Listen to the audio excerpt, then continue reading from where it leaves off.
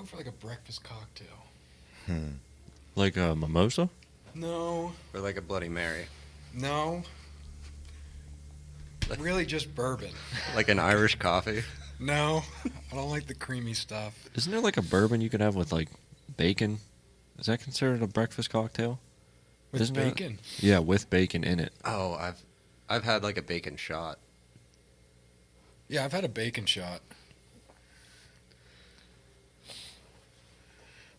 I feel like it's It's like just some warm bourbon.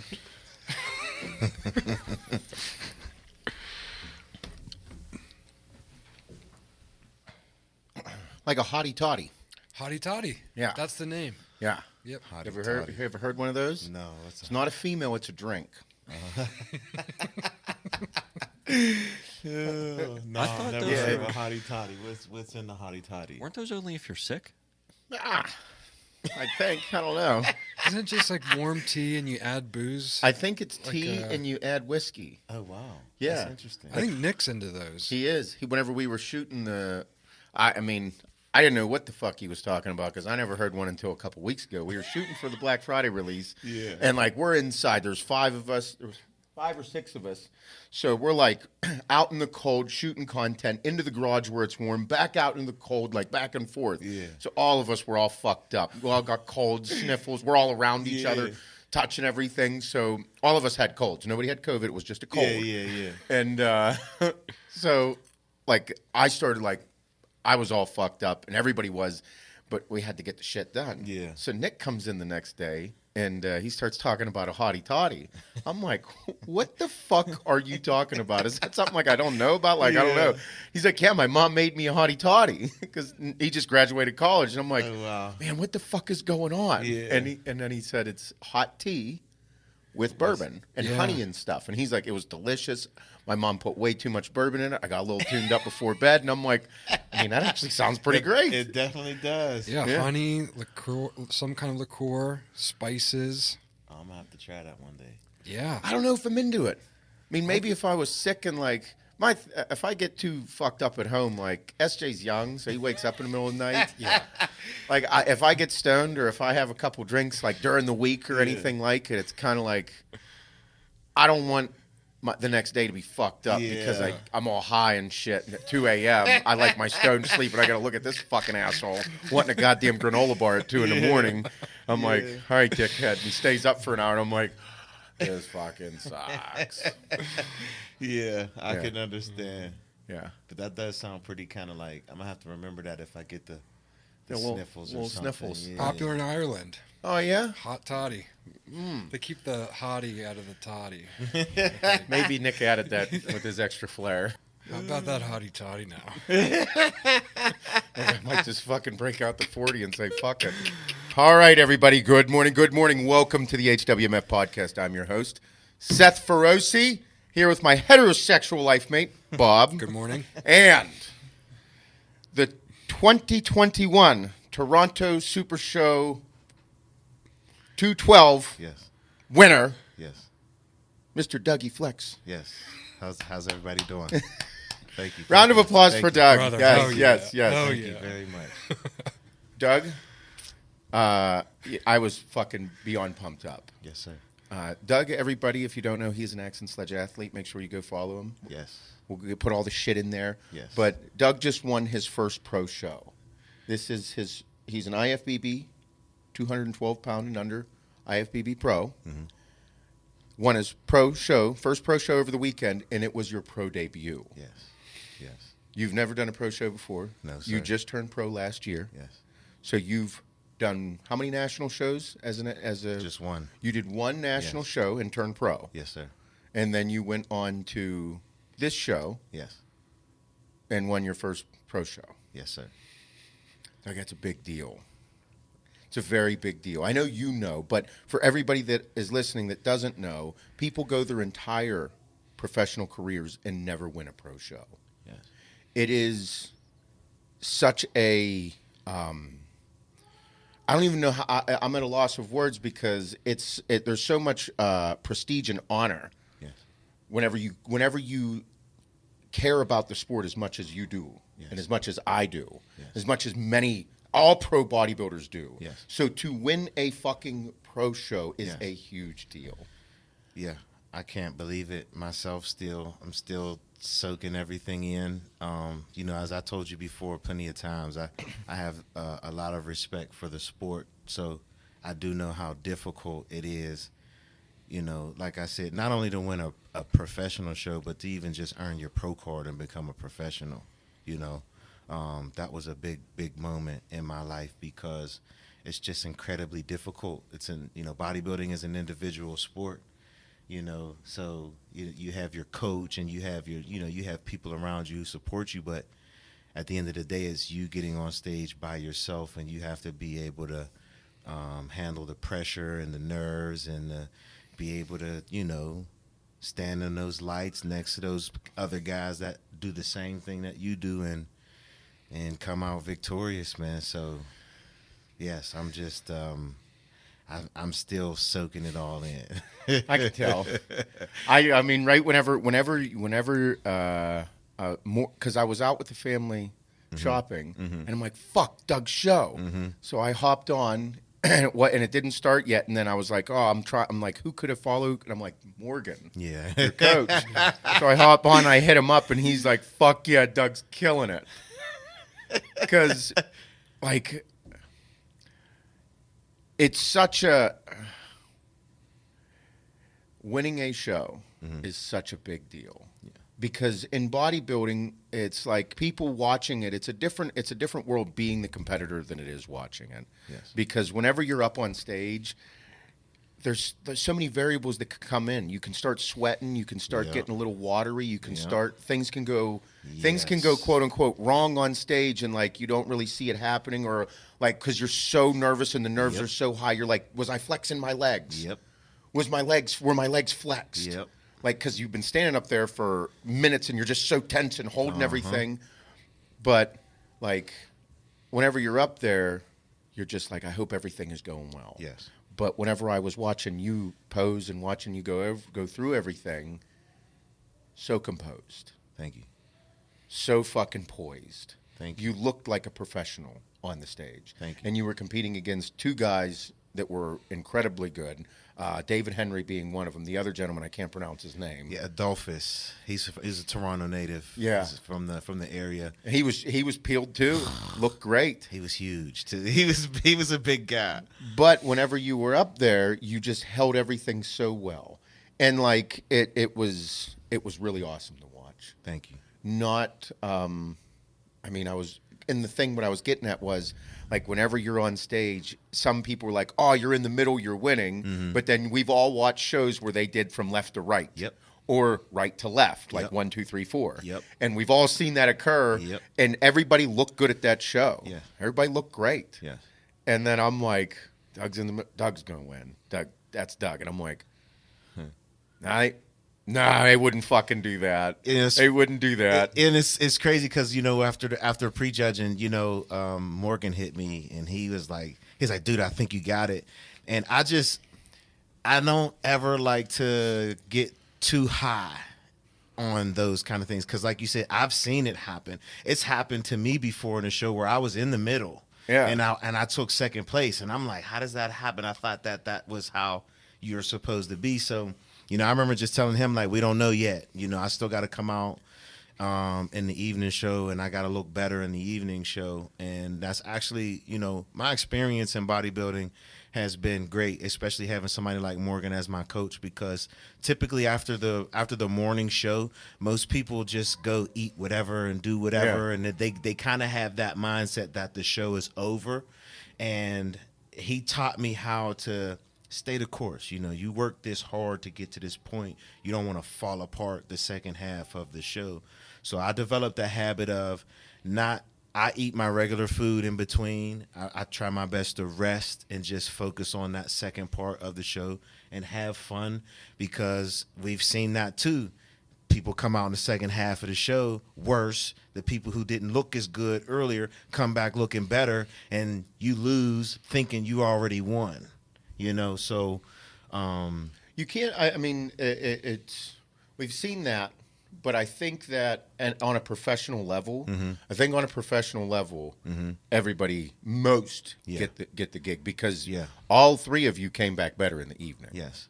All three of you did. Yes. Every single one of you guys knew. Yes. Like, it's on the line. Yes. And I would say, I can't remember, Adolphus? Yes. I was between you two for sure. Yes. And because David was just a slight off in the midsection. Legs are always peeled. Dude's always in shape, got that mature muscle. Mm-hmm. But the complete package was between you two. Yes. And he got better in the evening as well. Yes, he did. But so did you. And again, my thing is, this was what I noticed with the posing between you two was how poised and collected you were. Yes.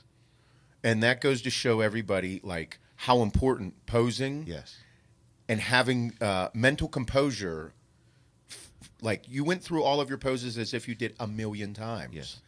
And that's the part that's so important at a professional level because you can outpose people. Yes. You can, there can be a separation point from, say, because you both were shredded. Yes. You both look good. I thought you had more of a complete package. And then on top of that, you were a better poser. Thank you. You were more poised. You weren't shaking. There was no leg movement. It was just smooth as butter. Yes. And that's important, and that's part of being in shape and posing. And also confidence. Yes. Yeah. Confidence is so important, and you saw it. Yes. I watched it. Thank you. And I'm like, that is what separates amateurs from professionals, and that can separate first place from second place. Yes. So I mean, it was very, very humbling hearing that come from you, because I look up to you in a lot of ways in the sport of bodybuilding, and to hear those words from you are just so on. I mean, because a lot of the feedback that I got back from the show was exactly that. We both looked great, but when it came to posing, everybody said I had lines and I looked poised and I looked like I had been there before. So that was good to hear, because when I tell you I was nervous, there aren't even words to describe, to tell you my emotions that entire weekend and everything that. Well, why don't we get into it a little bit? Happened. Yes. Little bit of preface. I'll bring everybody in. So Doug is a Pittsburgh native. Yes. You're from Pittsburgh here. Yes. You were not always a bodybuilder. You were always an athlete. Yes. And I'm going to preface a couple things, and not being offensive. Yeah. A little bit of a fuck up. Yes. Previous. Yeah. When you're in your younger years. Yes. Kind of mixes in with a little bit of us. Yes. But Without question. with your story, and what I want to get into today is that you are not this easy road success. Yes. This isn't you are what we stand for as a company, as being hardworking motherfuckers. Yes. Everything that we stand for with All American Roughneck and Axe and Sledge, you embody. And that's one of the reasons that it's so unique that you're from Pittsburgh. Yeah. You've known Mike since high school, whenever Mike was a fuck up. Yes. And what you have done over, the past 20 years to get to this point is absolutely incredible. Thank you. And that's that is the reason that we're here. But Yes. Your mentality today was not your mentality 10 years ago. No. Not even close. Not even, no. If someone had told me 10 years ago I'd be a professional bodybuilder, I would have laughed in your fucking face. There's no way I would have ever believed it, man. And it's just crazy, man, because my dad used to always tell me when I was in high school and in college that I should think about it and consider it. But I was like, man, I'm not doing that. I ain't, I was never really interested in it. And, on my previous years, I was expelled from college. I was kicked out.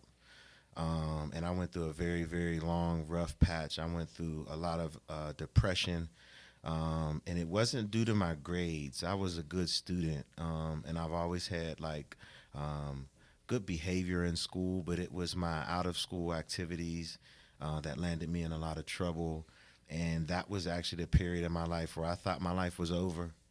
I remember being kicked out of school, and I had to live with my girlfriend and her mom. And watching my friends graduate from college and buy houses and cars and go on vacations. And I'm living with my girlfriend and her mom, working for minimum wage jobs, and just, just was really unhappy with myself and life. And I never thought I could get out of that rut. I used to do a lot of foolish things to try to mask my depression. I partied a lot. I drank a lot, and at some point, my dad used to always tell me, he's like, at some point, son, you have to grow up and be a man, and you have to put toys away. And when my wife, at the time she was my girlfriend, when she told me she was pregnant with my second child, my daughter, I've been in certain situations where I felt fear, but that was a different kind of fear that I felt that day, to know that I'm going to have another child that I'm going to have to take care of. And I could barely take care of the one that I had at that time because I hadn't grown up. I hadn't taken on my responsibilities as being a man. Just going through life like on cruise control is what I call it. No plan, no purpose, just doing whatever, whenever, and however. And I call my daughter my miracle baby because she was a blessing in disguise. It was like a switch went off. There were previous people in my life that showed me things, not knowing they were showing me things that helped me get out of my rut. And one of those things was getting up at 4 o'clock in the morning to be in the gym at 5 o'clock. And I remember the first time I did it, a few of my friends thought I was nuts. They was like, "Oh, you're fucking retarded. Nobody goes to the gym at 5 in the morning." And in my mind, I knew many successful people who did. And one successful person I knew at the time, his name is Simon Arias. I was working with an insurance company at the time. And I remember coming into his office. I thought I was going to be the first one in the office that day. And here he comes walking out sweaty as hell. And I'm like, "Man, where you coming from?" He's like, "Oh, I'm just coming from the gym." I'm like, "It's 7 o'clock. I'm like, "What gym is open this early in the morning?" He was like, "Oh, my gym's open 24 hours. I go there at 5 in the morning." And I'm like, "For what?" And that was my mindset at first. I'm looking at him like, "For what? Why do you go to the gym?" I'm like, "You're rich. You got money. You don't have to do those kind of things." And he said to me, he was like, "Oh, I'm not where I want to be right now." He said, "I still have more goals and more things that he wanted to accomplish." And boy, it's where he's at right now compared to where he was back then. He's got multiple agencies now. He's got other businesses and things. And me and him actually reconnected lately. Right before I won my pro card, we got to talk. He brought me in on his podcast, and it was very interesting to meet with him because what he taught me was discipline. Like watching you this morning do your cardio, and you literally tell people, I didn't want to get up this morning and do it, but I got to do it. And a lot of people always say, "Man, I wish I had your motivation." And it's like motivation will only get you so far. It's discipline that's going to take you to places where you want to go. And that is what separates people in their direction and whatever it is that they want. So once I found out my daughter was about to be born, it was crazy. It's like I made a decision. I'm like, and I remember telling my wife, like, "I'm going to the gym in the morning." She looked at me like, "Whatever, you're not going to the gym in the morning." And I remember getting up that next day, and she looked at me. She was like, "Wow, you're really going to the gym?" I said, "Yeah, I'm going to the gym."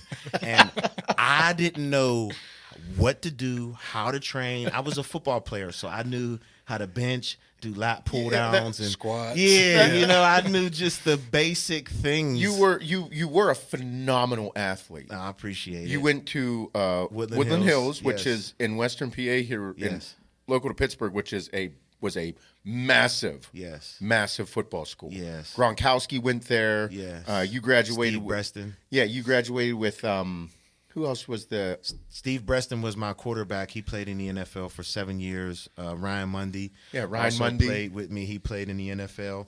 Shawntae Spencer, he played for 10 years in the NFL. There was a ton of guys that I played Like, you were in the heyday of Woody Yeah. High. And Mike was a pitcher there Yes. and just a complete prick. Yeah, when I went to Woodland Hills, I mean, we were ranked number 3 in the nation at one point, and So you were pretty good at sports. yeah, we were pretty good. I like to think that I was okay. You know, I was a lot of people tell me I was better than I think I was, but Yeah, you're like an overly humble guy. well, I'll say it for you. I appreciate that, but I played with some guys that were just. I mean, we had this kid named Tyree Young that played for us, and he was a linebacker. And in high school, he was probably about 6 feet tall, 250 pounds. Just, you did not want to run into this guy, you know what I mean? And he went on to Pitt and played at Pitt, and he started as a true freshman, 18 years old, at defensive tackle. I mean, these were the kind of caliber guys that I played with in high school. They were studs back then. Oh my God! So you couldn't be afraid of With my coach Whitehurst tossed me the football. He's Tyree, you go to linebacker. Doug, you're running a pitch, and it's like, oh my God, he's gonna kill me. You know what I mean? In my mind, but you still have to. Yeah, you can't back down. Can't shy away from it. So you went there, and then you went on to play college ball. Yes, I went to Till College. So you were not a slouch, but your genetics, you're a little bit of a thicker boy. Yes. A little bit. Yeah, you got the thick boy genetics. Yes, thick boy genetics. Because if people follow you, if they don't follow you, can go on his Instagram, Yes. and you'll see that Doug was not in shape No. 10 years ago. No, I was not in shape 10 years ago. It's funny when I show people what I look like. They're like, "Fuck you, Yeah, no way." they don't believe it. They're like, there's no way that's you, Yeah. But, I can't remember if it was like somebody made a CeeLo reference one time. yeah. And I was like, bro, it's crazy to see that, but yes, you're a thick boy. Yes, I definitely was. And that was, it's funny. I have a picture on my Instagram where I'm standing I can't wait to go back to California. Last time I was in California, I was at a conference with the insurance company I was working with, and we were on the beach. I wanted to take some pictures, and I'm standing on the beach. I tell my wife, I'm like, take a picture. She's like, take your wife beater off. And I'm like, I'm not taking my fucking wife beater off. Take the picture. You know what I mean? Because I was very insecure of the way that I looked. And that was when I just started to take notice that I really didn't like the way that I looked, and I really wanted to make a change. And like I said, people and books and things that I have come across, it was one of those things where I knew I needed to change, and I wanted to change. And I started working out. And then after a while of working out, I started to get kind of bored. And I'll never forget this. I got off work one day, and my dad was like, hey, man, I want you to come watch a movie with me. And I was like, all right, not thinking nothing of it. I always hang out with my dad. And he picked me up from work, and he took me to the movie theater to go watch Generation Iron. I didn't even know that there was a movie for bodybuilding at the time, So my dad takes me. He's like, yeah, I want you to check out this movie, man. It's pretty cool. Art is pretty cool. And I'm watching Kai Green, Phil Heath, Dennis Wolf, Branch Warren, Johnny O. Jackson. These were guys that I knew of because I was getting into the sport because I was weight training. And after watching that movie and understanding the culture of bodybuilding, I just remember having a feeling in my body to just say, try it, give it a shot. You know what I mean? And it was me totally stepping outside of my comfort zone. I knew if I wanted to have the body that I wanted, I was going to have to do something I never did before. And that was something that was going to be totally crazy. And I remember being scared to tell my wife that was what I wanted to do because I thought she was going to think I was nuts. Yeah. You know what I mean? Like, I'm going to try a bodybuilding. 95% of people think You know what I mean? So I'm like, babe, what do you think about me if I try bodybuilding? She was like, you sure? I'm like, yeah, I think I want to try. She was like, go for it. Like, she was very, very supportive. Really? Yeah, very supportive. She didn't know anything about it then. Nothing. You know what I mean? No, didn't know anything about She's the like, sport. if she would have, she'd have been like, fuck you. Yeah. Yes, because, once you go through the process, especially a prep, man. Oh. A prep, everybody has to be on board. Yeah, you can't half-ass a prep if you want to be good. No, you cannot half-ass a prep. So what's crazy is so I was talking last night to Justine and Joel and everybody was here. We were all training, and I was talking about because I train the young girls at gymnastics on Thursdays in mentalities, and how we can all remember like every story that you just told, bro. Those are all the things that are ingrained into your head. Yes. That changed your mentality. Yes. That changed the way you think. That changed the way you look to become this person that you are right now, which is relatively successful. Yes.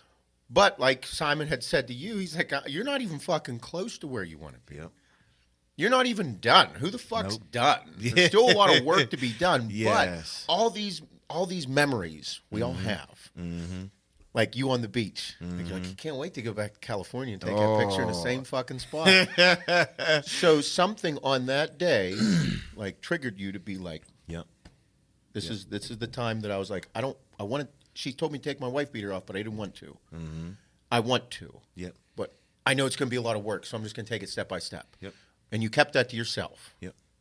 Now you can tell everybody about it because of what you're achieving now. Yes. And then as a grown man, it's funny to hear Generation Iron struck a chord. Yes. It's wild because those are things that I would term, in a sense, childish. Mm-hmm. You know what I mean? Mm-hmm. Like for me, I was a teenager whenever I watched Pumping Iron, Blood and Guts. Yep. Like I would watch the VHS and DVDs of certain things, and it hit me whenever I was in my teenagers and younger man years. Yeah. But I don't say childish in like a demeaning way. I know what you mean. I mean it in a way that like it brings out that inner self of you that you keep hidden because he's super vulnerable, and you might be able to achieve it, and you're like, it kind of did something to me. Yeah. Like a childhood dream. Yeah. Yes. A childhood dream. That's what I mean. Like there's that feeling, even though you're a grown ass motherfucking man, and you're like, that kind of hit me. Yes. Yeah. And that's why. That's why living is so important. Yes. And experiencing things and attempting things and going after things and just giving everything you got into things because you were a grown man, overweight,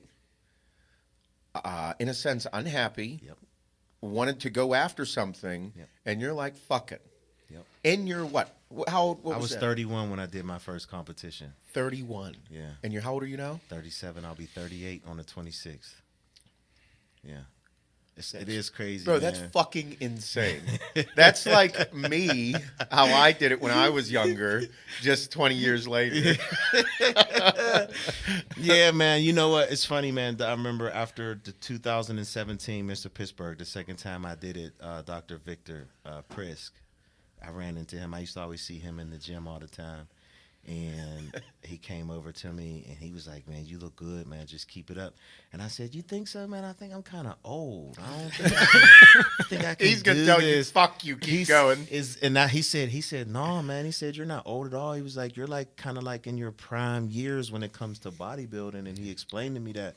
He was like, just don't quit. Just keep going. And I'll never forget that conversation I had with him. I was like, okay, maybe I can. And after 2017, that was when I decided I wanted to take bodybuilding serious. Because up to that point, I didn't have a coach. I did the Pittsburgh 2 times with no coach. I just wanted to do something. That's how you're supposed to do it. Yeah, and how you're supposed to do it. I mean, and I even had people. The first when I did the Pittsburgh the first time, there were people who were saying, "Why did you pick the Pittsburgh to be your first show?" I didn't know of any other bodybuilding competition. They're like, "Why'd you pick one of the biggest amateur shows? You jerk off!" Right up the road, it's right up the street. I live in can Pittsburgh. walk Why there. the fuck not? Yeah. And I literally didn't know there were other local shows and other competitions too. And it wasn't until I got with Morgan that Morgan was like, nah, we're gonna start off here, and when we dominate here, then we can go to these regionals and these bigger shows, and then when we dominate here, then we can go to a national competition. And I didn't know there was a strategic way to go about the bodybuilding. I just was like, You're like, I watched Generation Iron. It was fucking awesome. Yeah. I'm gonna lift weights and do shows. Exactly. Where do I buy the shorts? Exactly. You know, I mean, and then I didn't win my first competition. I didn't even know I could sign up for the open and the close. I only did the novice my first time. And I remember being backstage getting nasty looks from guys. And then when they found out I didn't do the open, they were like, dude, why didn't you do the open? And I'm like, I didn't know I could do the open. They're like, you look really good. And you're like, I don't know what I'm doing. I have no clue. None. And I was backstage by myself. I didn't know anybody backstage. There's a guy named Hank. He was actually really, really cool, man. He reached out to me a little bit ago and congratulated me. But he was one of those guys that was backstage, noticed I was by myself, was like, hey, man, you want to pump up? I got some bands. I'm like, cool, you know. And then I developed a relationship with him, man. And so that's the cool shit about bodybuilding Yes. that a lot of people don't talk about, too, the camaraderie. yes. Oh, yes. Because backstage, you know, I was talking to Guy Cisternino last night. He hit me up. He's asking questions about splitting wood. It was a really great conversation. Person to call. I know. I'm so excited. I'm like, What a better fucking right. person. I'm the right guy for this. Yeah. But and we were talking because we were talking about competitive nature. He retired and what he's doing. And I was like, you know, today it's always great to have camaraderie. Mm-hmm. You know what I mean? It is. It's important. But it's also not a good idea to hide the competitive spirit. Mm-hmm. You know what I mean? Like, that's what's cool about bodybuilding is we're not fighting. We're not going to punch each other in the fucking face or anything. Yeah. It's literally a display of what we have. So there needs to be that respect for one another. But there also has to be that thing where it's like, can't wait to throw down and beat your ass. Yeah. I look better than you. Yeah. Like the fuck you. You know what I mean? Yeah. And it's like that competitive spirit needs to stay alive, but also the camaraderie. Yes. Because backstage, you're building these relationships with guys that have done the same thing. Because bodybuilding is every single possible way brutal, physically, emotionally, mentally, spiritually, however you want to look at it. Because you're draining yourself, and it's only you against you. We're not like that's where that fight still got to be there. But the camaraderie backstage is so special. It is. I got to talk to, I think it's the guy Quentin from Canada. Bro, Beastwood. Oh, my God. Listen. And me and him literally talked about that backstage. That's the beauty for us in bodybuilding is networking and meeting new people. You know, because he's somebody I would see on Instagram all the time, and I'd be like, oh, my God, I'd love to meet him. And then I got to be backstage with him. He's a regular motherfucker. Yeah, and chat with him, and he's super cool. You know what I mean? And it was like, that I love that about bodybuilding. That dude is one of the wildest physiques in pro bodybuilding. And he's today. young. He's like 25. I know. 26. So I saw him and I was like, because he came out peeled. He took second. Yeah. And Joel looked great. Yeah, he did. But I think Joel was more poised. Yeah. They were on the same level. I think Yeah. Quentin hit a little bit better. Yeah. I think he popped more. His whole physique flowed so well. Yeah. You could tell this was his first big outing. Yes. You saw him shaking a little bit on stage. The nerves got him a little Yes. bit. And I'm like, Yeah. Because he's from Canada, too. I didn't know bro, that. I will say that he is one of my favorite physiques Yep. in pro bodybuilding. I mean, and I was shocked when and then when you talk to him and you see him in person, he's a baby, man. I mean, he's so young. His potential is just Bro, I'm limitless. I'm calling it. If that dude sticks with his shit and doesn't do anything to out of control in off seasons to fuck his physique up, he is going to be dangerous. That's super dangerous. Love it. I mean, it was. I mean, and that's why I say pictures and videos don't do people no justice. When you see them in person, you're just like, holy fuck, dude. Like, Especially whenever like you know bodybuilding. Yeah. You know bodybuilding. You know like, bro, if you have great genetics. Yeah. And you've been in bodybuilding for a while, or you see somebody that has great genetics, you're like, who, buddy? Yeah. Oh, man, you got something so fucking unique and special. And but it's crazy because in bodybuilding, you see people that have such, in bodybuilding, the talent is like genetics. Yep. You know what I mean? Yep. There's not much talent in bodybuilding. You got to work for most of it, but the talent portion, I would say, is genetics. Yep. And that's just God fucking. Here you go, buddy. Here you go. There you go. There you go. Yeah, and it's interesting because now I'm starting to learn that because I remember the first time I posed for Morgan, right? Funny story. Before I got a coach, I was going to do my third show with no coach, and I started to panic a bit. And a friend of mine, Mike Huddy, was like, yo, you should get with my coach, Morgan Rice. And I'm like, I don't know, man. I don't really... it's very hard for me to trust people, you know.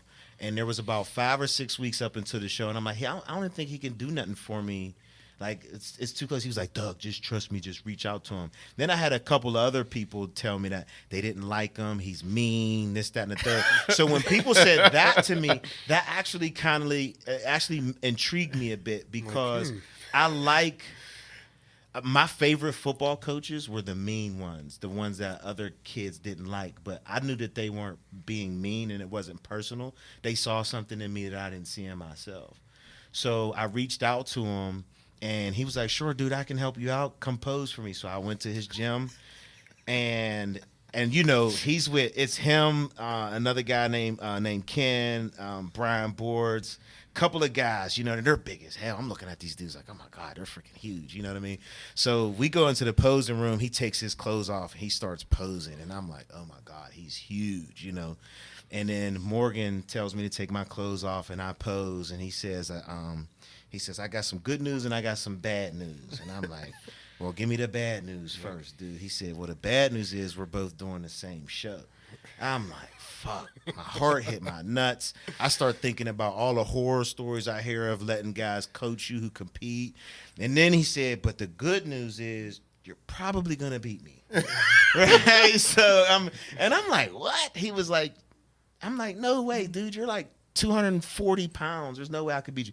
He was like, then he started speaking to me in bodybuilding language. I had no clue what he was talking about. He was like, nah, dude, your lat insertions, your lines. He was like, I got you. He's like, I'm gonna tell you, I'm gonna email you your food. He's like, but I'm gonna tell you one thing though. He said, you have to keep it 100 with me on everything. Whatever I tell you to eat, you gotta eat. And this was when I learned I was under eating. And I remember he sent me my meals, and I called him. I was like, yo, I'm going to get fat as hell. I can't eat all this food. He's like, no, Doug, trust me. Just trust me. Promise me you'll eat everything I'm telling you to eat. And I'm like, I paid you, so all right, I guess I got to. That's the icing on the cake where you're like, if I'm giving you my money, I'm going to listen. Yeah, I can't not. I worked hard. Sure enough, on show day, this was also when I learned about staying the course after prejudging. So after prejudging, it looked like I was going to win my class. He was going to win his class in the super heavies. And, you know, we're both in the back of the Carnegie Museum stadium. And he's like, I want you to just eat your regular food. He was like, you're on. And I want you to stay on. No burger and fries. Eat your regular food. So I'm like, all right. I didn't think about it. And then I came back looking better.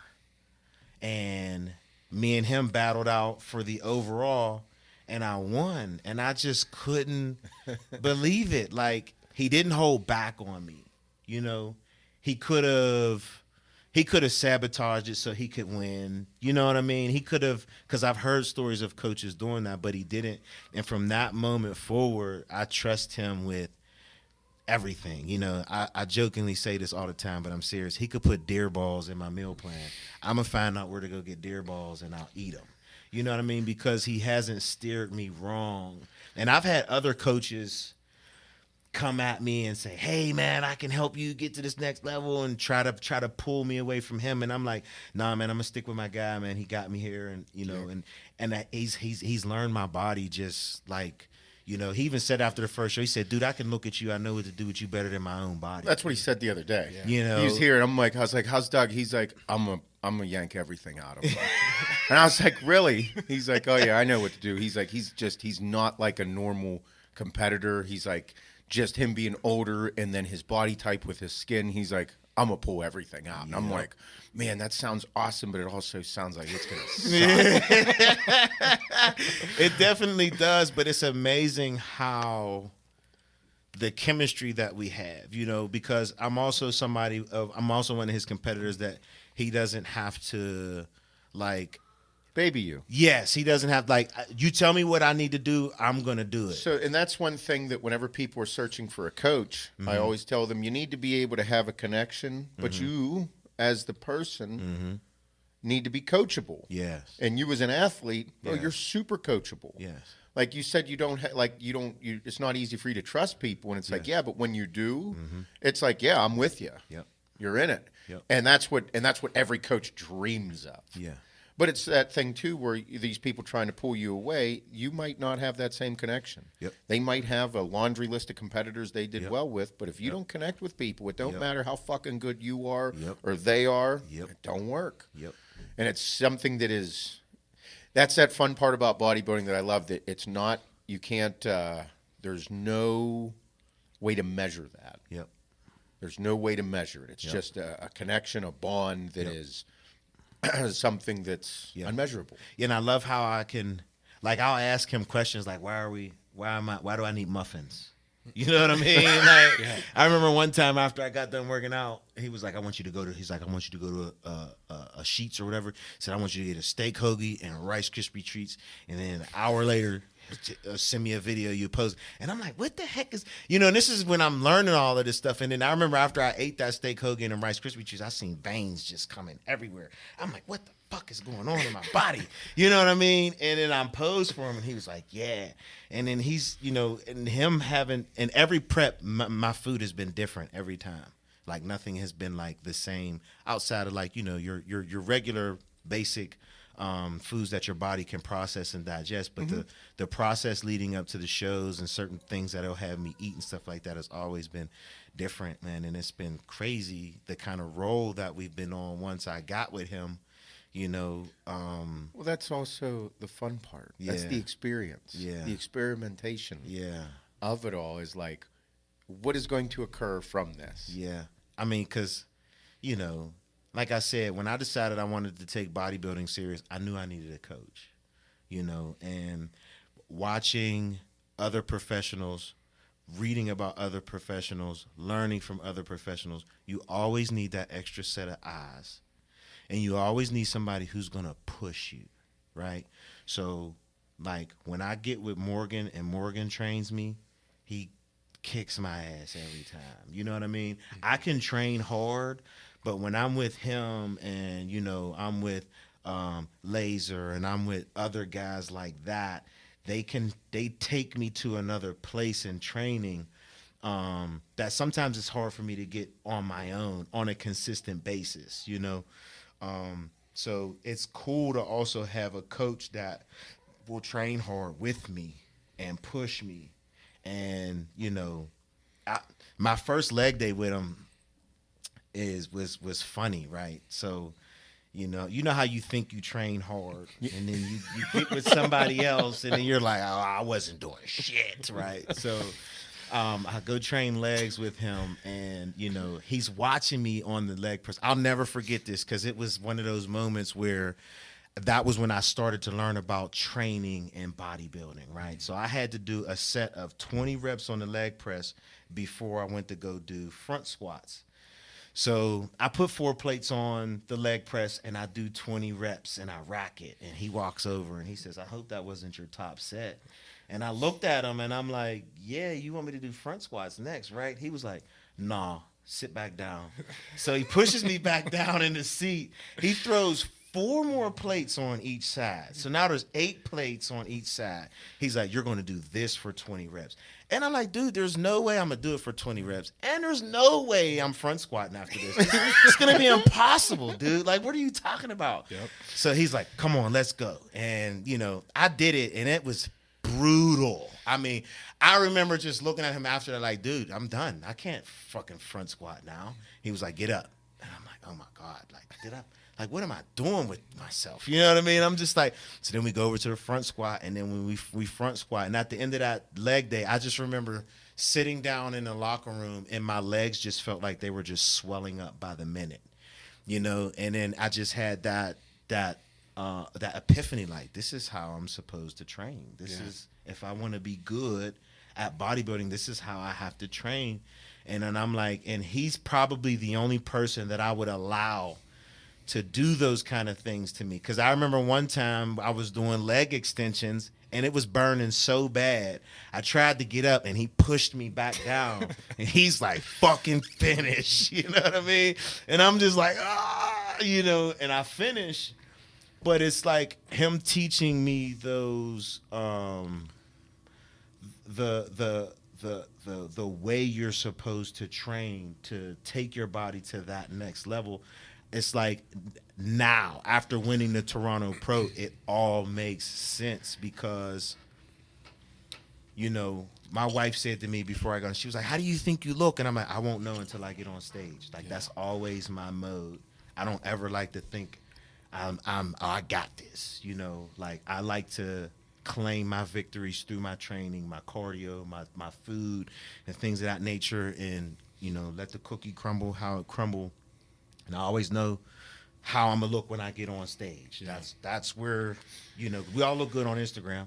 I can post a picture and put a nice little edit on there and make it look good, and we all look good on the internet. I do it every day. You know, a lot of us do. You know what I mean? And then, but when you're getting on stage with those guys that do the same thing that you do, there are no filters, there are no edits. And sometimes them fucking lights don't agree with you. Exactly. Like, fuck your shit up. Exactly. So, you know, I always take compliments with a grain of salt on Instagram. I'm always appreciative of things like that, you know, because I appreciate the support, but I also don't allow it to get to my head like some people, you know. There's nothing wrong with talking smack and being competitive as long as you can back it up. That's how I look at it. But, you know, my approach has always just been, like my dad used to say, let your pads do the talking. Yeah. You know, so I just... That's you know, it's tough because, like you said, like, you're a humble guy. Thank you. I think you're a little too humble at times, but that's just from my standpoint, because I've never heard you say, I'm gonna fuck this shit up. Yeah. No, you're always like, no, I'm gonna go in there, and then when you train, you're like a, I don't know what kind of animal is like humble but a fucking absolute savage. Like, you know, because a honey badger's still a cocksucker. You know what I mean? Yep. But like, you don't have that. You're very humble, but the way you train, your intensity, everything is like what you're saying doesn't match your training. Your training's over the top, but yet your personality is always calm and like, I guess that's your upbringing, like your dad said. Like that explains it then. Yeah, because let your pads do the talking, and you know, my experience is also with, you know, not recognizing and understanding opportunities when you have it.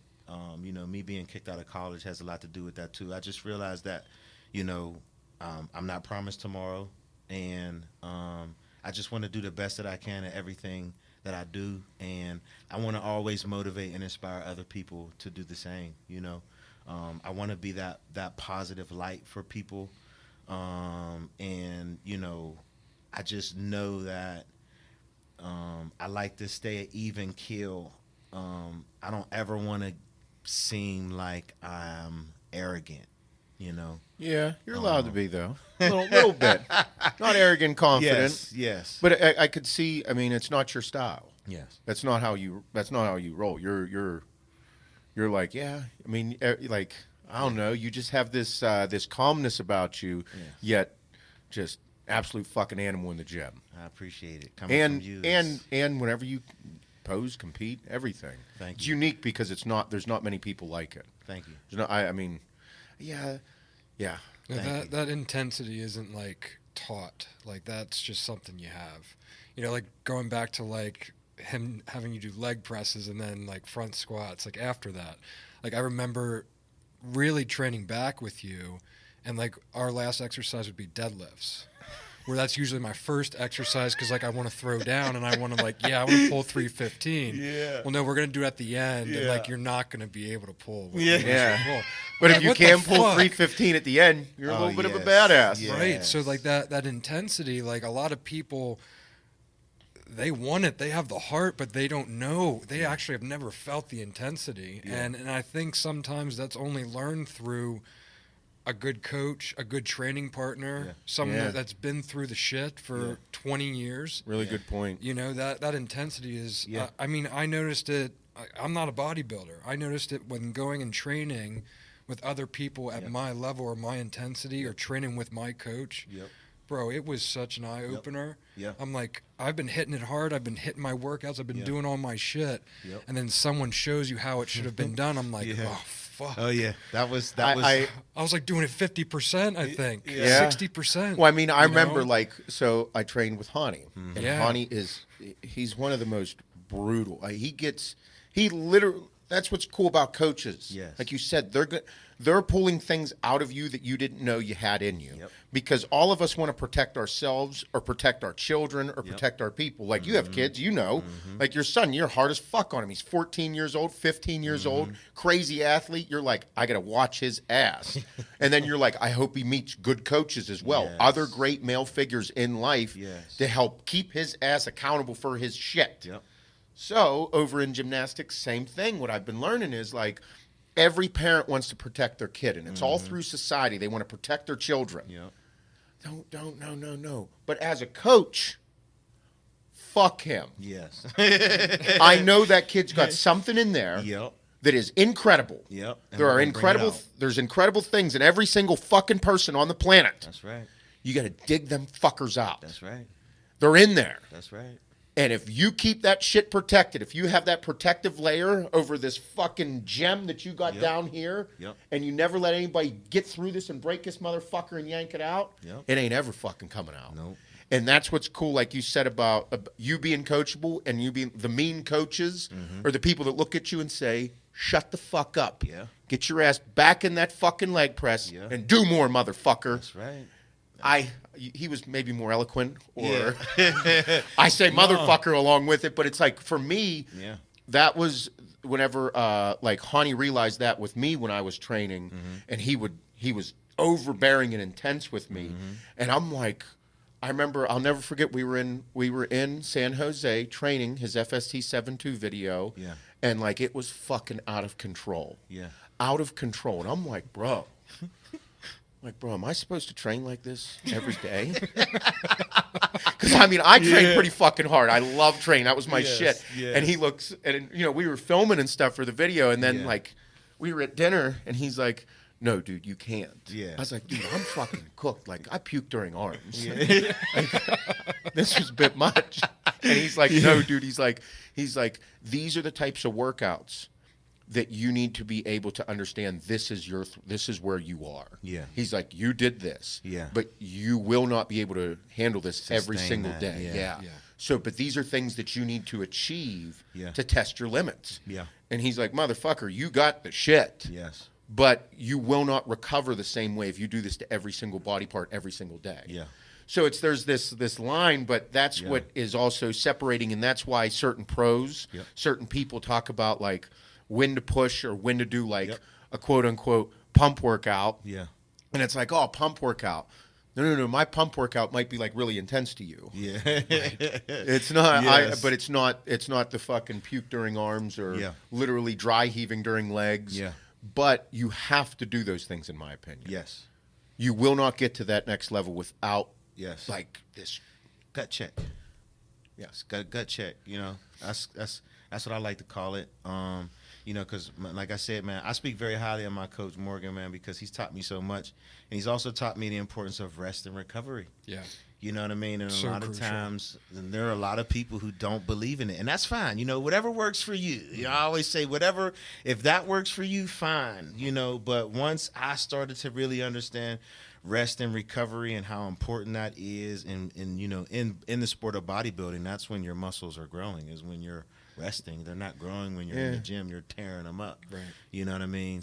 And that's why bodybuilding is just the most, in my opinion, it is one of the most unique, fucked up sports. It is. Period. And I tell people all the time, you know, it's like what we do is not healthy at all. No. But we try to do it as healthy as we can. So I was listening. I was on the YouTubes with all the shit been going on, like with everything here at the company. It's been super busy. But like I was on YouTube and like there's all these different things, and like bodybuilding, I made that video, steroids, drugs, and death, and talking about how I changed my life, this and that. And I'm like, and it's a topic right now. And people being transparent, and some people being fake transparent, being like, oh, this. But Greg Doucette made a video, and he was like, this is not healthy. No. And I'm like, no shit. And he's Hell like, no. you have to understand that there are risks. And you have to be able to get as much as you can from as little as possible. Facts. Shit that I've said forever, really good people that say these things, but we all love it. And like that, I'm like, that was the one video I came across because it's like, you have to understand that it's not the healthiest thing in the world, but if you're going to do it, you need to minimize the risk as much as possible. Minimize that risk as much as possible. Yeah, that's why bodybuilding is a taboo sport. Most people don't understand it at all. But the majority of people are very ignorant to the sport of bodybuilding. I mean, because just having low body fat isn't healthy because your body lacks energy. Like, I don't know how some guys can walk around in low body fat all year round. I love food too much to be able to be able to hold a low body fat like that. You know? It's also that thing where, you know, you gotta live. Yes, you gotta live. You can't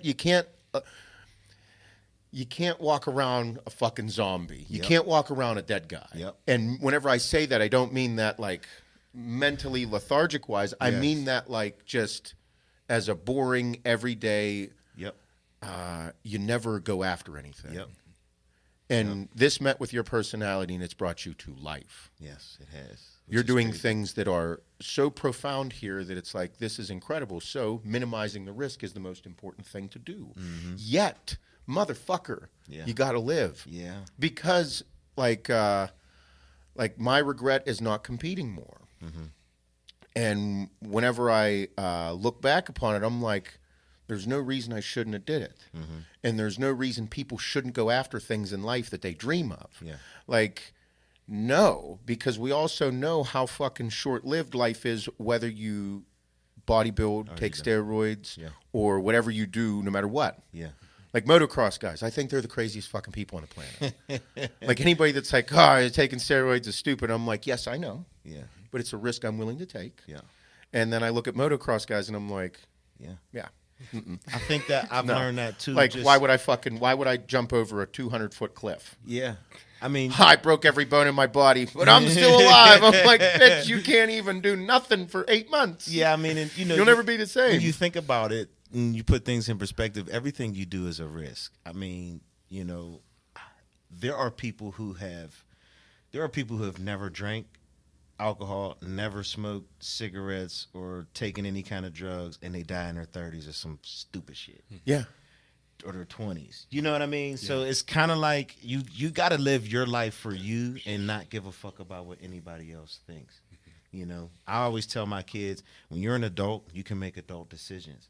As your parent, it's my job to inform you of when you make adult decisions. Like my dad, the best advice my dad gave me was always be smart about your stupid. And I tell my son the same thing. And I'll tell my daughter the same thing. Because we're human at the end of the day. And we're all flawed. We all make mistakes and we all do things we know we ain't supposed to. But you better be smart about your stupid. You know what I mean? Man, that hits way better than what I said. I mean, because, you know, when you think about it, man, like, you know, I always tell people too, man, I do my best to be positive, motivating, and inspiring, but I'm a regular dude, you know. I'll pray for you and I'll punch you in the mouth at the same time if you disrespect me. You know what I mean? Yep. Because I try my best to just be a good person, but you know, sometimes people are assholes and you know, people can get under your skin, and I'm emotional and I can fire back. Mm-hmm. But I've been doing my best lately to, you know, kind of let things just roll off my shoulder. Me and you talked about that on the way to New York, and you know, that was a moment that I was able to share with you that was very, very needed in my life at the time, you know, because if I don't handle that situation the way I need to, I'm not able to go to Canada and become the Toronto Pro, 212 winner. You know what I mean? Yeah. When we are not able to control our emotions and, you know, we do things that like, you know, I ain't have to do that. And then you ruin something else down the line because you couldn't control yourself to just say, you know what, I'm going to let that go. And that's why this victory for me was the sweetest victory ever, man, because, you know, I've had people told me I wouldn't turn pro. I'm too old. You're too old. You ain't going to turn pro.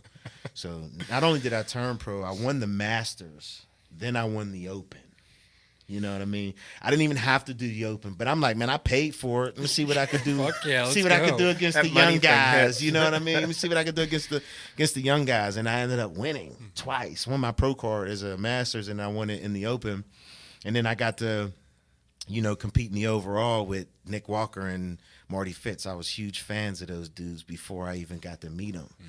You know what I mean? So it was like I was on cloud nine for that. And then, I didn't want to do a pro show early. I wanted to, it's funny because Nick was like, come do the Chicago Pro with me. And I'm like, no, dude, I need to be human for a little bit.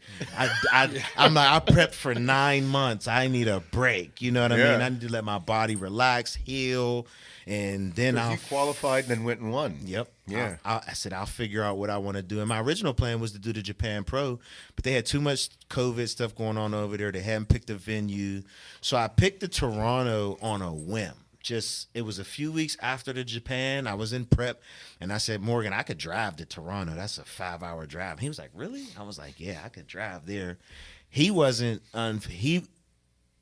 able to go into the country because, for people who don't know, Canada has very, very strict rules when it comes to. They actually have a vetting process where they don't let people across the border if you're a little bit of a wild man. Yeah, they don't let you across the border. And what ended up happening last week when I drove in, me and my wife were driving up to Canada, and they have this app. It's called like Air Canada app or something like that, where you can upload your passport and all your COVID information and stuff in.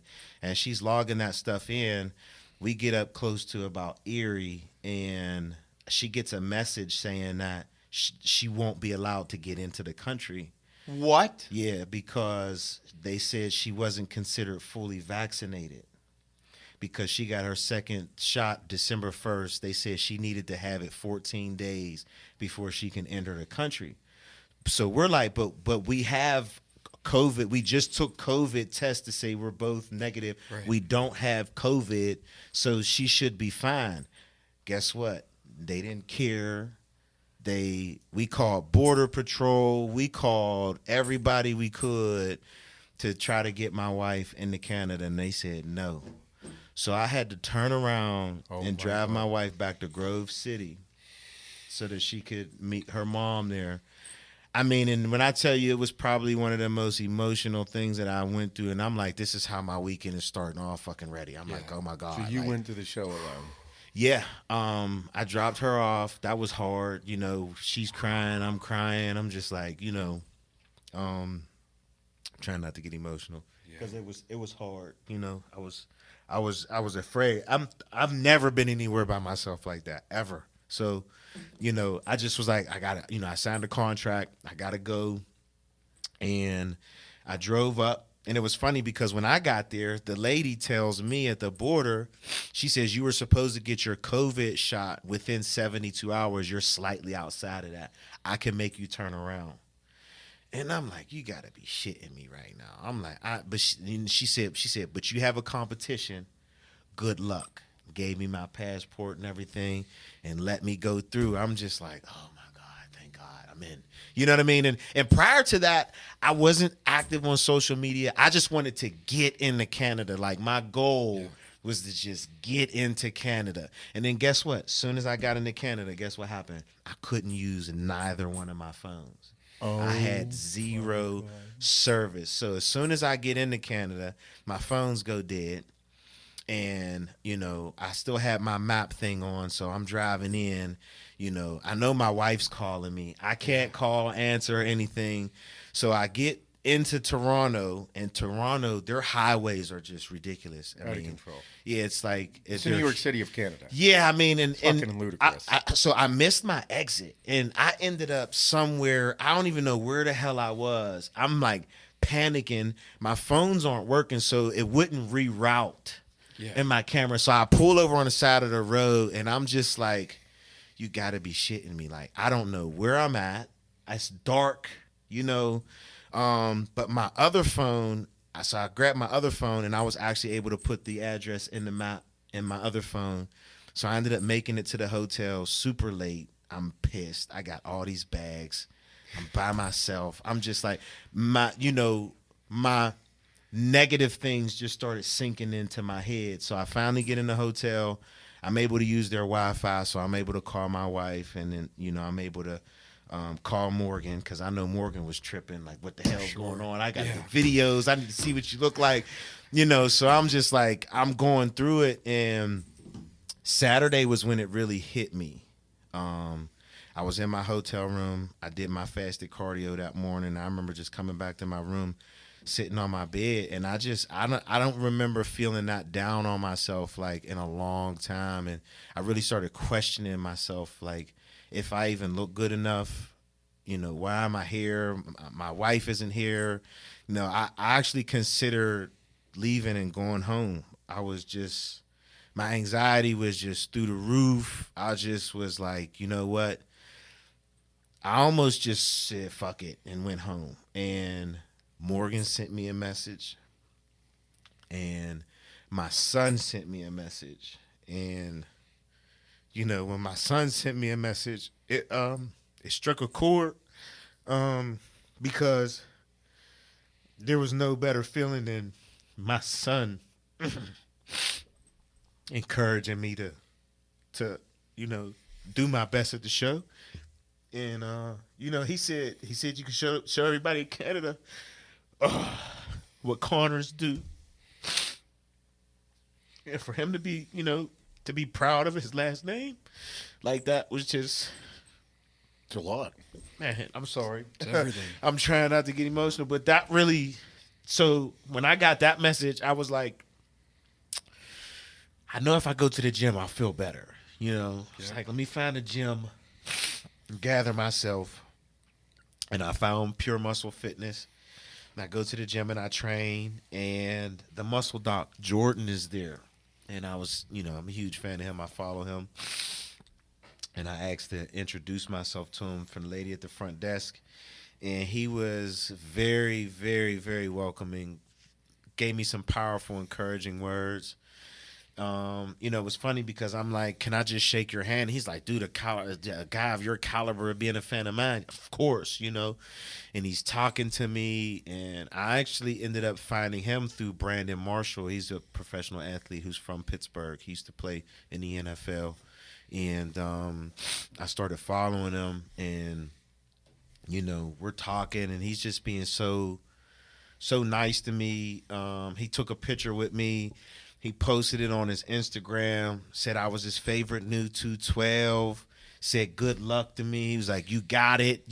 Like he gave me that confidence that I was in the right place, and I'm like, then I started thinking like, this is how it's supposed to feel when you're on the brink of something great, I wasn't thinking I was going to win though, even still. I just was like, I'm here. Let me straighten up and, just do the best that I can and just not allow my nerves to get to me. You know what I mean? Because, like you've talked about it before, you can screw up your body like that if you don't allow yourself to just relax and just do all those things that you need to do. So after talking with him and getting back to my hotel room, man, I gathered my thoughts and I was like, man, you got to do this. You here by yourself. You've done this before by yourself. My first 2 bodybuilding competitions were like that. So, and even after talking to my wife was like, mate, she was like, it was supposed to be like that. You had to be by yourself because she was like, I might have been a distraction up there because, you're rolling right into your vacation, and I definitely would have been trying to find stuff for us to do. You know what I'm saying? Because she's with me and we're in a whole new city.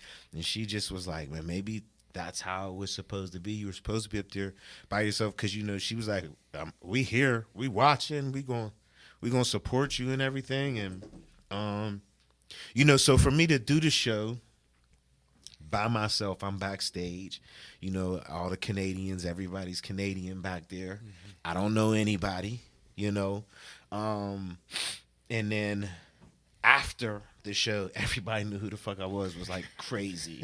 You know what I mean? Like people wanting pictures. And then Quentin was like, dude, I thought you were doing the open. And I was like, nah, because you remember they had the mess up. They had me on the open list. And I'm like, man, there was no way I was going to get on stage with you guys. Y'all guys are huge, man. But, he was joking with me and he was cool. Joel was cool, because I know before the show, I don't really like to bother anybody. I know everybody's in there. You need to get in your zone. Getting in their zone. The same thing with David Henry. He was very, very nice after. He's a great guy. Yeah. And for me to go in and actually win was, I cried. Like, I had to stop myself from crying on stage when they called Adolphus second and I knew I won. I just was like, I couldn't believe it. It's wild because professionals go their entire career without winning a pro show. Mm-hmm. They go their entire career without winning a pro show. Winning a pro show is a very special thing to do, especially now that they changed the Olympia qualifications. Mm-hmm. You only go if you fucking win. Mm-hmm. So to be on stage, you are there with other men who have won, and I think it's pretty awesome. It also gets a little brutal, but that's the way they've done it, and I mean they may change it. They go back and forth with it, but for the time being, that's what it is. Yeah. So to be up there is an incredible honor. Yes. It's a very special thing in our sport. No matter how fucked up it is or the criticism that it gets from the outside or whatever, it is a very prestigious honor to be on that stage. Yes. And to have won that show, you should be proud of yourself. Yes. You should soak it in and bathe in the fucking shit, dude. Yes. It's incredibly special. Yes.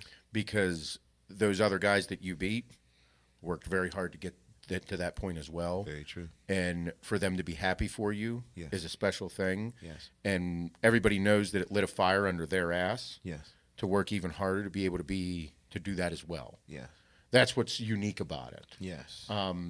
And it's a big deal. So for, like you said, to be crying in the emotions, that's what bodybuilding does. It taxes your emotions. It taxes your mentality. It taxes you physically. It taxes everything because you're pushing yourself to a point where you ain't got nothing left. Yes. That's what's unique about it. I even forgot that you win prize money. Like, I totally, I was not thinking of, I just wanted to win. Like, I literally, that was the goal for me. I forgot I was getting a check. I forgot. So, I'm crying my eyes off backstage, and the promoter's like, here, man. And I'm like, what? I'm crying like, I'm just like, what the heck is going on here? You know what I mean? And, and then for me to be able to, the ultimate goal in bodybuilding is to be able to go to the Olympia. For me to be able to call myself an Olympian, that I'm going to go compete on the biggest stage in bodybuilding. I remember saying this to my dad, like, how cool would that be that I could do that? And to actually call my dad and to tell my dad that I did that was just... Oh, it's wild. And it's unique because of everything that you said about what your dad, how he turned you on to the sport. Yeah. How he put you in that mindset, took you to Generation Iron, how he was the one that did all that and, taught. I won't forget this. It's be smart about your stupid. Yeah. And for you to have been stupid, for you to have made mistakes, for him to have, because it's hard as a dad. I'm going to experience it, and you are as well. Yeah. Is like you have to let your children be their own person. Yeah. And he had to let you be you because at that time you weren't fucking listening to nothing he said. Yep. You were like, fuck you, I'm going to do my thing. And he's like, I got to let you go. Yep. Damn it. Yep. I got to make you go. I can't help you. You're going to go live at your girlfriend's house. Yep. I can't be there to baby your whole fucking life because anything I say, you keep fucking up. Yep. We've all been there through those moments. Yep. And I can only imagine because that's something special that some people don't get to experience in life. Man, and then for me to be able to represent Axe and Sledge and, like I tell you guys all the time and, when you guys brought me in, I didn't have, I have become a public figure and an influencer. But prior to that, man, to be a sponsored bodybuilder and an athlete was a dream and a goal of mine when I started, and it was just like, for me to come in and then, I win the Georgia, I win my pro card, I keep training, and then I win my first pro show, and I'm going to the Olympia, and, you guys saw something in me that I didn't see in myself. And that means the world to me, because I always want to strive to make you guys proud as well because I appreciate the opportunity and I understand the opportunity. And I remember when I won my pro card and you brought me in and you wanted me to understand what I did, you was like, dude, you need to understand what you did and what kind of company you're in right now and what you can do moving forward with this opportunity. You know, I appreciated you for that because I don't think that some people do understand opportunities when they come around. No. You know what I mean? And to have somebody like yourself who's been down this road and been down this path to be able to give me that kind of advice, it's like you got to take heed to that and take that in. Well, that's and I mean I love bodybuilding I love this fucking sport. Yeah, me too. And for people to understand the opportunity that they're in, because we will never be mainstream. Yep. But like you and how it connected with you as a 31-year-old or a 30-year-old man when you watch Generation Iron. Yeah. It does something to every person that loves it. Yeah. That's very unique. So you are now in a position where you have something where you can connect with one person. Yeah. Whenever people listen to this, and that's what's special about our community. Yeah. Is because they listen and Yes. they love absorbing the good shit. Yes. So whenever you talk about it, there might be one person, just one, Yep. that listens and is like, I'm going to change my life. Yep. And the second that they change their life, that means that your purpose has now changed that person's life. Yep. Who is having effect on their significant other Yep. and their children in that positive manner, where your son goes and sends you a message that says, show him how Connors do it. Yeah. So you're, like you said, to say that from a son saying that to the dad about his last name, Yeah. that's what's occurring with all of our people. Yes. That's why whenever people come on to our team and they become part of this, it's so unique and special. Because it's not just, it's not to be taken lightly. You're changing people's mentalities, which is in turn changing their lives, which is in turn changing how people handle their personal life with their families. Yeah. Everything. Bob did it with doing Ironman. Yeah. I've done it. I noticed it whenever early on in my career that my foul mouth and my fucked up manner changed how people were able to do things.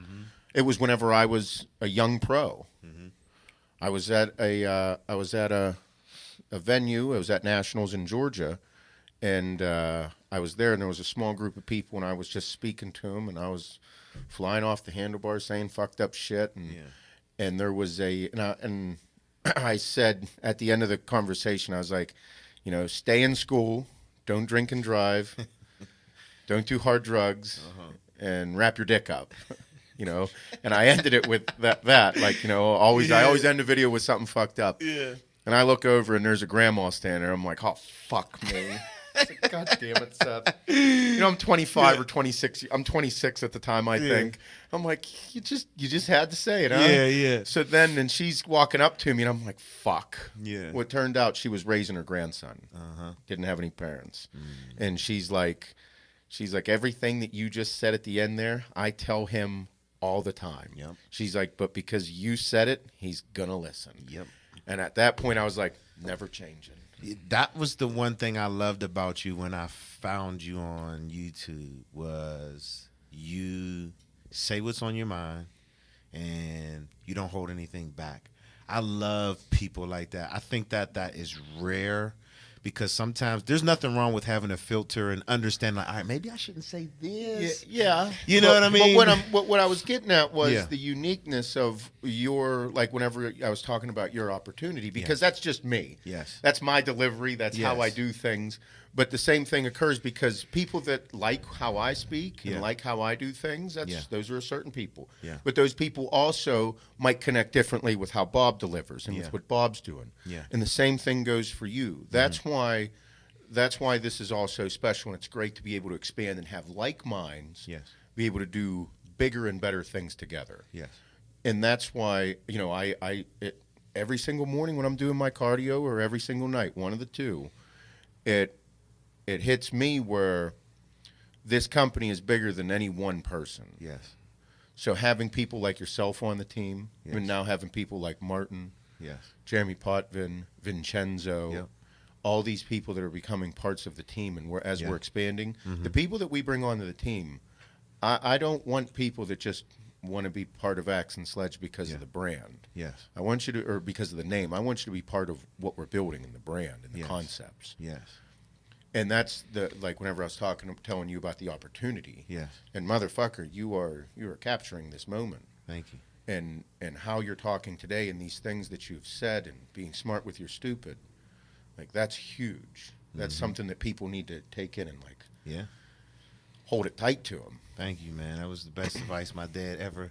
I don't want to say the best advice my dad ever gave me, but it's something that you can take with you into your adulthood. And I think that sometimes as adults we're afraid to be transparent with our kids. Just recently I took my son up to my college and I explained to him things that I went through when he was just born. I remember when I got out of the county, my mom brought my son up to me up there when I was up in school, trying to get back into school because I got expelled twice. The first time I got back in because they dropped all of my charges. But the second time, they didn't drop my charges. But when my mom brought my son up to see me, I remember he was so tiny I could hold him in my hands just like this, And I just remember just holding him and just telling him that I made a promise that I wasn't going to be that dad that was going to be in and out of his life, in and out of jail. I said, I'm going to be a dad, And when, my son's 15 now, he is finding himself and at becoming a young man. And, as a young man and as young adults, kids are curious and they experiment with certain things. So I try my best to just communicate with him. And I wanted him to know that I've been down a path that I don't ever want you to go down. And I had to go down that path so you don't go down that path. So me taking him up to my school, that was the first time I had been to my school in about 15 years. And I was afraid to go back. I used to always have friends that would ask me to come back, like, come up to homecoming. And I was always afraid. And I started therapy about 3 months ago. And it's been one of the best things that I've ever done lately, man, because my therapist has been so key in helping me with my anxiety and my traumas, my childhood traumas, my traumas I experienced in college. And, I wanted to take my son up there just to get him to understand that, I went through what I went through so that he doesn't have to. And he is a special kid that if he can just continue to lock in, he can be way better than me. And he can do things on a bigger scale than I can. And the same thing with my daughter. And most parents are afraid to tell their kids those kind of things and their past mess ups, but I think that it helps, I agree. I think it's a transparency thing that goes on for young people. And, everybody knows I'm no fucking gem.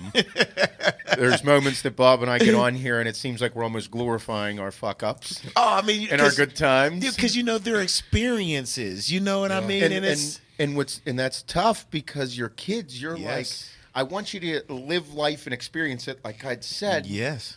But can you just not do these couple things? Right. But then I look back and I'm like, the reason I don't want to do those things now is because I did them. Yes. But then, then it's scary and it's hard. Yes. So, I mean, I'm transparent about everything with everything I've done in my life on here and openly. And I know Adeline has seen some of my videos. Yes. And she understands, and I have nothing to hide with her. Yeah. But like you said, she is way smarter than I was. And I was fucking pretty smart in school. I did really well in school.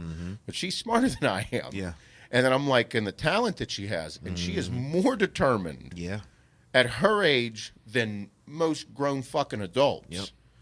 And I was not as determined as she is at that age. So I look and I'm like, bro, you're pretty fucking special. Yes. But what's frightening as a parent is we all know we can fuck up. We all know it. And I'm like, how do I prevent the fuck ups? Yep. And then I guess it's that thing where you're just like, I'm just going to have to continue to raise you the way I believe so. And if you fuck up, you just hope that it's not a catastrophic fuck up. That's all you can hope for. And even then, like a quote unquote catastrophic fuck up, it's like that can be a few different ones, but I'm like, just don't go to fucking jail. Yes. Don't do shit that will put you in jail for a long period of time. Yes. Can you just not do that one? Yes. And because then it's all over. Yes. It's all over. That makes things more incredibly difficult. And, you know, I tell my son, we're all one decision away from that. And that's that going to jail. Being smart about Yes. your stupid. And just recognizing, like, if you know your homies is into that, and they like, yo, Mikhail, come on, let's go. And you got to be like, no, I'm cool. Because my favorite thing to tell my friends was, I got to go home to my dad. Y'all don't have to go home to him. He's going to kick my ass. You know what I mean? Like, so I don't know who you guys go home to, but I have to go home to this military, no bullshit taking. I mean, my dad, I used to have to make my bed before I left the house. If I didn't make my bed before I left the house, and he came home before me and saw my room, oh my God.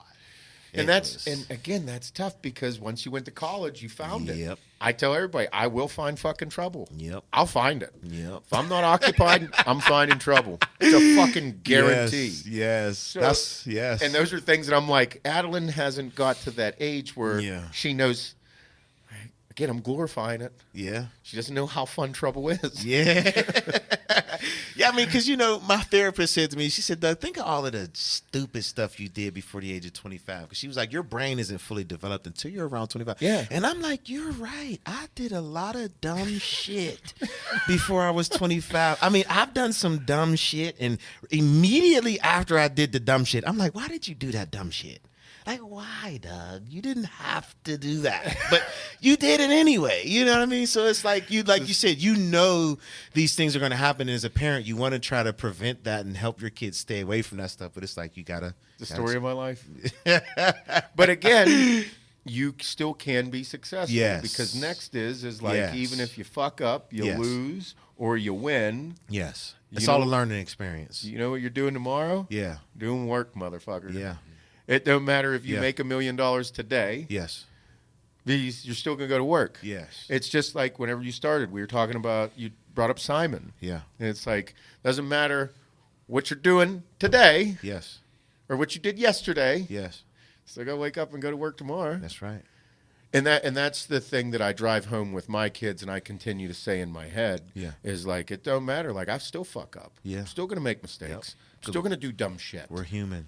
But That's what makes us human. What and if you can't be open, transparent, and honest with yourself, and if you did fuck up and it's something that needs to be changed, Yes. you need to change it. Yes.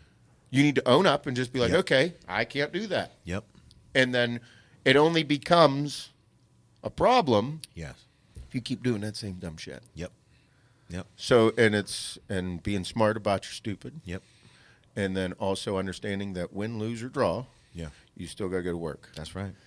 And I love your quote. You know, you don't have problems, just more work to do. You know, I tell my son that all the time. You have to learn how to be able to put things in perspective. You know, if man and money can control it, you don't have a problem. If you can fix it, you just got to figure out how to fix it. There are people out here who have real problems. Yes. And they cannot just fix it. They have to hope and pray that certain things go a certain way in order for those things to be corrected. You know, if you get your car repossessed, you could get another one. It's not that big of a deal. You know what I mean? Not to say that you're like, oh my God, but Fucking my shit up. Yeah, yeah. But it's not a problem. Exactly. You just got to do the work. Exactly. To go through it. Exactly. And there's all these things that, I mean, that quote, a lot, some people take it the wrong way. Of course. Because they're like, oh my God, you don't understand. And I'm like, no, bitch, I do understand. Exactly. I've had fucking problems in my life. Yes. I've seen them. A problem is whenever it completely stops everything else in your world, and you have to dedicate yourself to that specific situation or problem. Problem for me was whenever my kids started, their health and safety came into question. Whenever that happens, and I'm like, fuck, this is a big problem. Because that means that it's almost out of my control. So I have to control it. Now I look at that and I'm like, that was my problem. And I'm like, I play out scenarios how bad things could be. Well, then I'm like, well, you know what? This is just work. I just have to do the thing. I just have to stay on task, and this is what I have to fucking do. Yeah. Meanwhile, there's people where their children have debilitating fucking diseases, and they're gonna die. The kids are gonna die. It's not an if, it's a fucking when. Yep. So if there's a 6-year-old kid, Yep. and I have a 6-year-old, I have a 7-year-old, that kid all of a sudden comes down with fucking cancer that's gonna kill it. Yeah. Kid ain't gonna fucking be alive. The kid ain't gonna know what it's like to do anything more than what it's done now. Not gonna ever fucking drive a vehicle, not ever gonna go to fucking prom, not ever gonna fall in love, not ever gonna have to feel all the fucking emotions that I've felt in my entire life. They're not gonna be able to feel fucking one of those because they're gonna fucking die. Yeah. That's a problem. That's a fact. So That's a you and all of the shit that's going on in your life, it's not a sympathy competition. It's an understanding and a perspective that you have to keep on life and understand how unique and special you can make your life and opportunities that sit in front of you. Yep. And those are things like another one that plays in my head constantly. I don't know why it sticks with me, but it plays in constantly. Dude I went to high school with, okay? I won't say his name. I don't want to bring it up. But dude I went to high school with. Years ago, it was... I was just engulfed in work and everything. And years ago, I go to the mall, and I go, and I think it was Adeline was in the back of the truck sleeping, and I pulled over, checked my phone, and dude I went to high school was standing there outside of his vehicle smoking a cigarette. I looked, I'm like, I fucking saw him. I'm like, oh man, there he is. Yeah. I jumped out. Haven't seen him since high school. Probably been over 10 years. Jump out. I'm like, what's up, dude? Yeah. Long time no see. Go up, give him a hug. Yeah. And I'm like, fuck is going on, man? It's been a minute. Like, all pumped up just to see him. Yeah. And I'm asking him about how everything's going, how life's going, how this and that. Yeah. And then he looks at me and goes, and he was answering, but he didn't have this, like, pizzazz, the same. He was excited to see me. Yeah. And he goes, you don't know what's happened to me in my life. I'm like, oh, no. Yeah. Like, what do you mean? Yeah. What happened? It's like, is everything okay? It's like, no. He's like, my wife and daughter were killed in a car accident. I was driving. I'm like, what? Damn. He said, yeah. He said, dude was half kicked in the ass, crossed the barrier. The dude in front of me turned this way to get out of the way, and I had to turn this way. And whenever I turned to the left, that car plowed through the passenger side of my vehicle. Killed his wife and kid. So it was just him and his son left. Damn. So he's standing there, and I'm like fucking completely overwhelmed and beaten inside. And I'm like, I feel like the biggest prick in the world right now. I'm like, I don't know what to say. I said, I'm so sorry, I didn't know. I should have said. And he says, you know what, dude? He's like, no. He's like, you are the only person that I've seen in a long time that didn't know. And you were just genuinely excited to see me and talk to me and just everything about my life. Yeah. And I'm like, it completely changed my perspective. Yeah. Because this guy's been living in shit. He has a fucking problem. Yeah. Like, that's a fucking problem. Yeah. And he's just he's like, you were just fucking so pumped to see me. I'm like, well, yeah. It's like, I haven't seen you in a decade. And it was genuine, like you said. He's like, I haven't felt that in a long time because everybody gives me so much sympathy for everything that's happened to me in my life. Yeah. He's like, and you were just pumped up to see me. Yeah. And that's what occurred that day. It again, perspective. Yes. Like, it's not like who's had it worse in their life. No. Yeah. It's understanding how unique and special what you have in your life is and can fucking be if you do the work. Yep. So now this dude, his name's Cody. I'll bring it up. He'll be good with it. He's done. He's going to have to live with that moment for the rest of his life. Mm-hmm. But he has done the work in his life personally to get to a point where now he's met another woman. They have a wonderful family together. He's living his life. He's cool. Doing the best he can. Yeah. And I mean, I don't speak to him much, but I just, on Facebook, I see some stuff every now and then.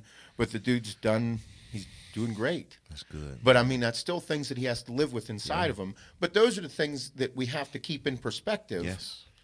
About how special and unique and the opportunities that we have in life to do these great things. Yes, I agree. And for people that don't understand how fucking awesome these things are, or or give me shit for how I think or anything like that, or these things that we talk about. Yeah, some you're people an asshole. Yeah, some people can't understand those things, and it's unfortunate because sometimes that's what keeps you in the rut, right? And that's what I like to call it. When you can't put things in perspective, right? It's like my situation when I got kicked out of college, right? Yeah, it was a problem, but it really wasn't that big of a problem. And it was a problem I caused for myself. Mm-hmm. So I can't walk around blaming this person and that person like some people do, you know, like, oh, if I was with him, I wouldn't have got in trouble. Like, no, I knew what was going on. I put myself in that car. I knew what was going on. So I can't point the finger at anybody but myself.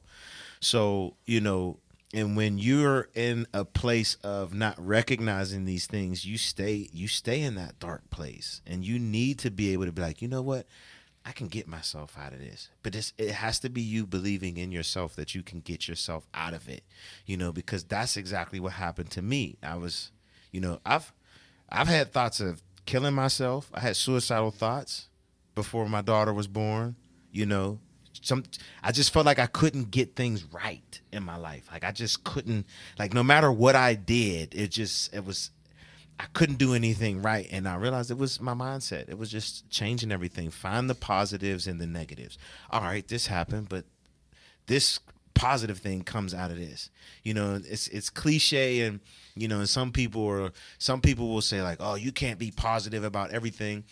But being positive about everything doesn't mean that I don't understand the negative things that are going on around me. It's that how I'm going to respond to the negativity.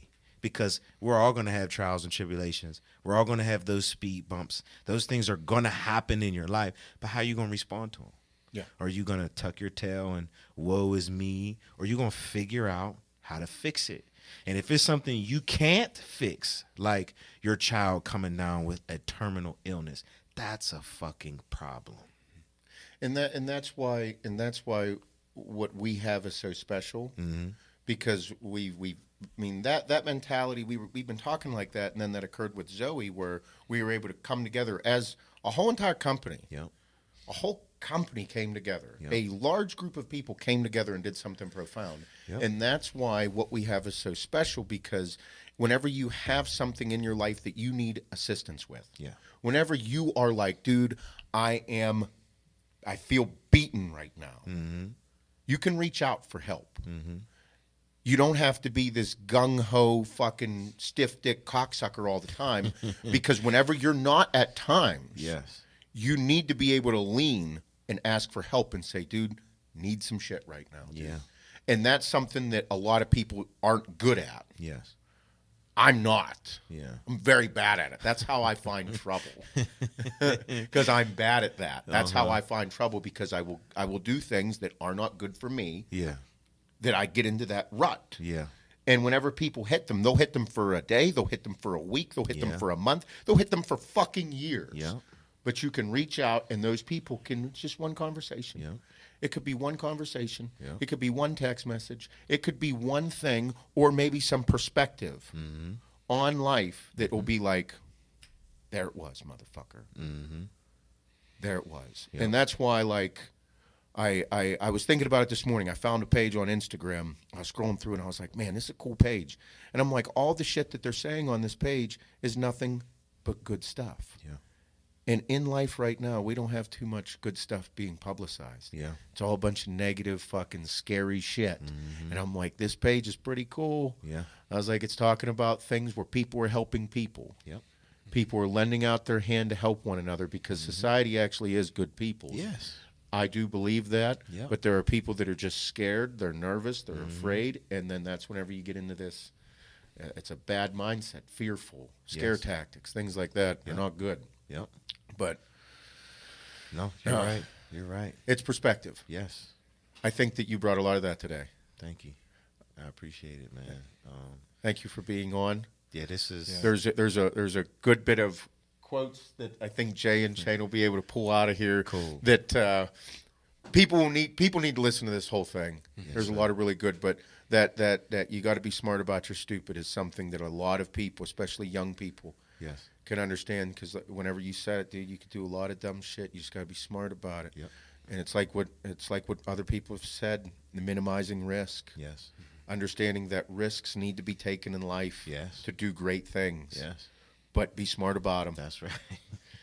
Nobody, you got to take some risks. Yes, you got to. You can't live in a fucking bubble. No, man, you got to take some risks and be smart about it, man. But I graciously appreciate you guys having me on, and this was an honor. You know, like I said before, man, I went from watching you on my phone, driving a bus on YouTube, to, you know, being a sponsored athlete and sitting down in this room with you and the podcast. It's just like surreal, man. Like, you know, so thank you guys.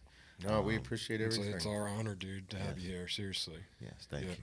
It's incredible to watch you achieve these things with who you are as a person. Because like Mike said, and we had a managers meeting on Monday, and he said, he's like, I've known Doug for almost 2 decades now. Mm-hmm. And he's like, still that same good motherfucker.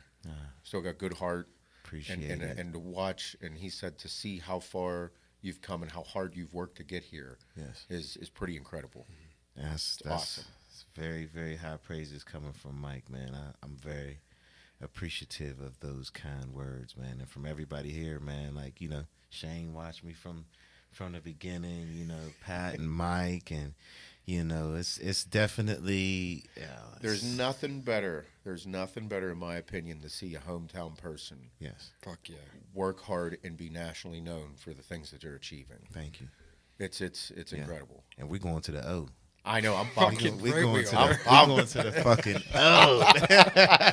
I was so because Yes. I got this huge whenever it happened, I was all fucking pumped up, and Yes. Hannah's like, did he win? I'm like, he Yes. fucking won. I was fucking hitting the table, and Adeline's like, so he won, and I'm like, Yes. fuck yeah. It was He was really freaking cool. out, dude. Yeah. He Oh, was I'm losing texting us it. freaking out. Fucking losing it. Yeah. Yes, man, that's a good feeling, man, to be able to go to the O, man, and represent Axe and Sledge, and just to be able to get that full experience, man. I mean, you know, watching it for years, you get to see the interviews, the press conferences, and, you know, just to be able to go is an honor. But I ain't going there to just go, and I'm going there to go, you know, Compete, motherfucker. compete. You damn right. I'm coming for everything they said I can't have. I'm coming. Nice. Yes. I love it. Fuck Yes. yeah. Fucking A. All right, everybody. Thank you guys for listening. Make sure you share the shit out of this podcast. And go follow Doug on Instagram. You have a TikTok too, right? Yes, I do have a TikTok. It's Dougie Flex Fit. Yes. I don't know. I mean, on Instagram. What do you- Dougie Flex Fit. That's on It's Instagram the as same well? thing. Yep. All right. Yep. I'm trying to learn the TikTok game. My daughter helps me with TikTok. Yeah. Yep. Just got to do maybe some racy stuff. You know, Yeah. show your butthole. It'll be good. Seeing the girls do it. Put a thong on, shake your ass. Yeah. You're good. All right, everybody. Thank you. Share the shit out of this podcast. And Yes. keep being good motherfuckers. All right.